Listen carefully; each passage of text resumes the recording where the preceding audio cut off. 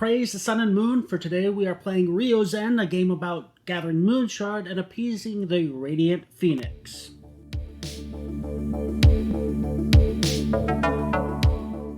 Welcome to Tabletop Gaming Guild. Tabletop Gaming Guild is all about the experiences and memories that playing tabletop games with friends and family can create. Today we're playing a game called RyoZen, designed by Martino Cinchera and Michael Piccolini, and published by Tabletop Games. RyoZen is a worker placement with a variety of workers that you can upgrade to that have unique powers. The game has a day-night cycle, in which case you are using the day cycle to gain resources and the night cycle to gain moonshards, which are your points for the game. In this how to play, I'm only going to talk about the base game. I'll talk about the variant in a separate video. One thing to watch out with this game, I did watch a couple different videos on how to play this game to learn how to play it, and when I started playing it, I realized, well, a lot of those videos are actually for the prototype versions and some of the rules have changed, but this is the rules for the final version. Every time you play this game, you're going to have to assemble the board and assemble the Phoenix Palace, because unfortunately they don't fit in the box assembled. And the Phoenix Palace is also very finicky and frustrating to put together, and easy to damage. And the rest of the setup is pretty standard. Tiles and tokens. It does take about 15 to 20 minutes, but the bulk of that is building that Phoenix Palace. So if you were to remove the insert so you can store this already assembled, it would save the majority of that setup time. With a good storage solution, you could have this set up in less than 5 minutes. The game is going to have 3 rounds, and each round is going to be broken up into the daytime phase, nighttime phase, and the dawn phase. Daytime phase is when you're going to be revealing what events might happen at night, and then taking turns placing a unit and taking the action for where you placed it. Nighttime phase is going to be resolving those events that are remaining and scoring your points based on majority control for sectors. Finally, the dawn phase is basically a cleanup phase. So daytime phase, you'll start with revealing events. So you're going to take your event pile and reveal one into each space on the event sector. Then, beginning with the first player, each person is going to be placing a kin, aka worker, and taking their actions. Workers can always be placed in the middle circle and any of the worker placement spots that are still available, or they have an unlimited number of workers that can be put in the Phoenix Palace. If the space in which you place a worker has a resource shown, and that is a cost you must pay to place there. When you place a worker, it can either be unveiled or veiled. If you choose veiled, you lose the ability of that worker and have to pay a coin. However, it's worth 2 influence instead of 1 during the nighttime towards majority scoring. However, if you choose to go into the Phoenix Palace with a worker, it's always unveiled and you do not get your abilities. Which is not a big deal for the apprentice because they don't have any abilities. Before we get into the actions on all these spaces, as well as the abilities of your workers, let's go into the nighttime phase and see how that works. First thing to do during the nighttime phase is resolve all events that are on the board. Once all events are resolved, you would then go sector by sector, giving out rewards. Each sector will have 2 different rewards. The one on the left is given to all players that are present in that sector. The one on the right is only given to the player with the majority of influence. And influence is calculated by the number of workers you have in that spot. A face-up worker, showing its type, is worth 1 influence. A veiled worker, showing the gold coin, is worth 2 influence. If there's ever a tie in any sector for majority, you would look at the capital city, and whoever's higher in that capital city order wins the tie.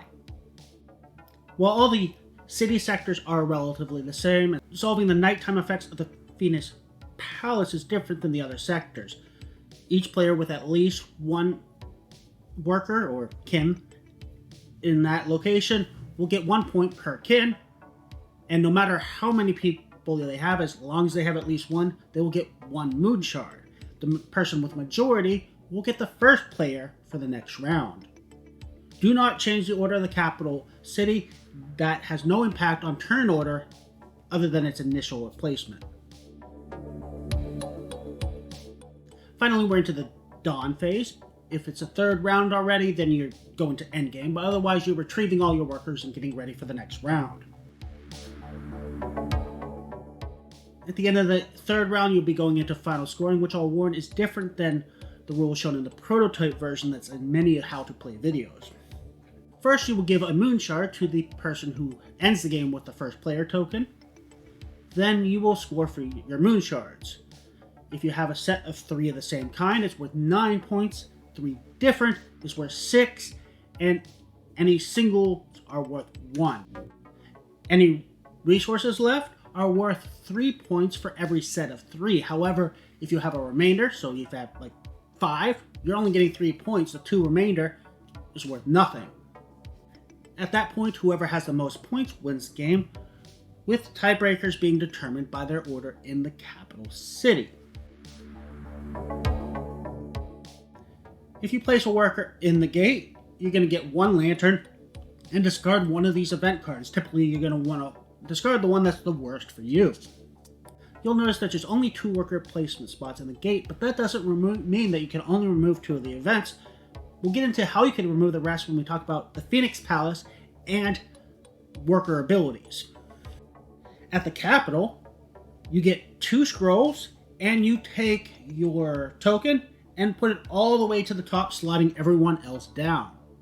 At the rim, you can either explore twice or explore once and build. I do not love the terminology they use here because explore actually just means moving forward on the track, and you cannot explore unless there's a village already built. Building is actually taking out the tiles and putting them into the track. If you choose to explore, you're not actually getting any reward for doing that. You are simply getting yourself in a better position to get rewards later, or putting yourself in a good position to build later. If you choose to build, you must be adjacent to a open build spot. And then you're going to pay the cost, in this case a coin and a scroll, and get 3 points, and put out the top tile. Again, you don't get the reward printed on that tile at this moment. When you take a shrine action, you may explore, aka move 1 space on the village track if that village space is built. You then will collect the rewards of the space you're on or one of the ones prior to it. At the spring, you may buy 1 or 2 revelation cards, paying the cost in the top right. Once you acquire these cards, you must immediately choose whether to keep it for its ability or discard it for the points. Clan House allows you to add and remove kin from the clan house and acquire new ones that unlock new abilities. Once you acquire a new worker, it actually has to replace an existing worker because you're always going to have the same number of workers. The final action space is the Phoenix Palace, and I saved that for last because it's the most complicated. Then you get an option. You can either get 1 resource of your choice or pay 1 lantern to take an action in one of the highlighted sections. So that's one of the 3 sections that have a yellow on that section of the Phoenix Palace. This is one of the key ways you can take actions in sectors that are already full, allowing you to get rid of events you don't like or surprise players by taking actions that were blocked out. After you've completed this action, you would then rotate the Phoenix Palace section, so the highlighted sections are the ones that weren't highlighted this round. Paying attention to which sections are highlighted can be very important because you may not want to take the Phoenix Palace action if it's going to cause it to rotate the highlighted sections to ones that you know your opponents want. Those are all the actions. There are a variety of characters with abilities that you can acquire. Most of them will either allow you to either attack and remove pieces or weaken their influence. Some of them will allow you to take actions you wouldn't otherwise be able to take.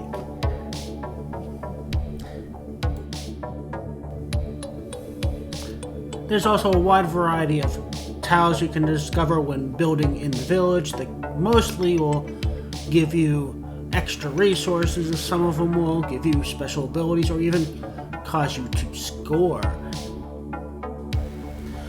All these character abilities and tiles are described pretty well in the appendix for the rulebook.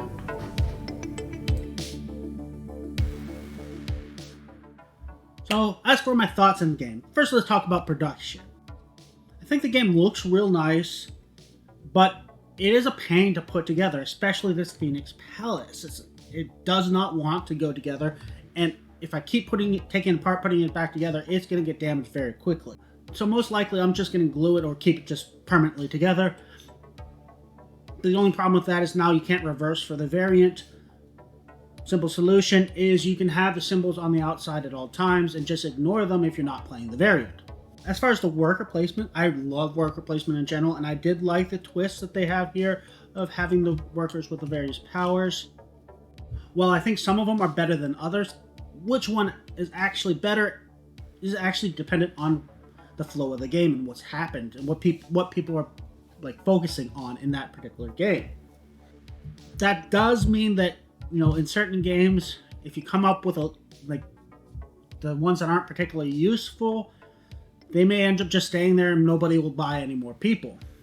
I do like the choice you have of spend that resource to cloak your guys, and I think it really does have a significant impact of the game, that because that majority is so important and can be quite hard because of the limited number of spaces, cloaking is very valuable and, you know, definitely a consideration even though you lose the abilities of that worker, especially early game when your abilities just are often nothing.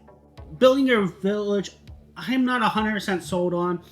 It's very easy to ignore this and have all players ignore this, and what ends up happening is when you're by building, yes, you're getting a decent reward and a fair amount of points, but then you're also opening up those spaces for other players, and the next spot is like a more valuable place to build, and it's too easy to move up on this track.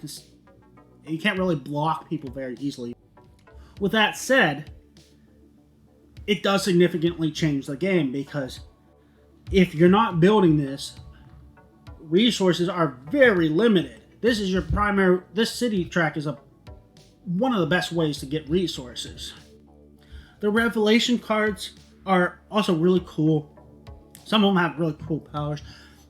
However, there can be quite a few duds there, and oftentimes you don't want to buy the duds, even if you can trade them in for points that are really helpful, because there's that chance of opening up one of the really good ones for somebody else. And the Phoenix Palace actions of giving you the highlighted sectors and rotating, I thought that was brilliant. That was an excellent addition to this game. It took the worker placements that are very restrictive and gave you options that could throw people off guard.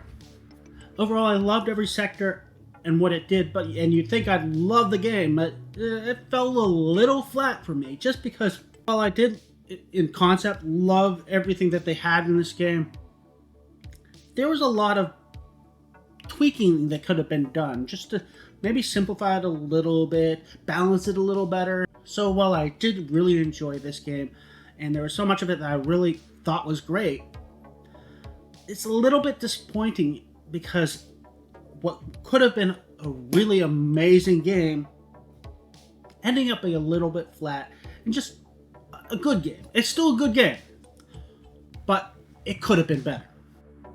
Hope you enjoyed the video. If you do pick up the game, there is also how to play on the channel.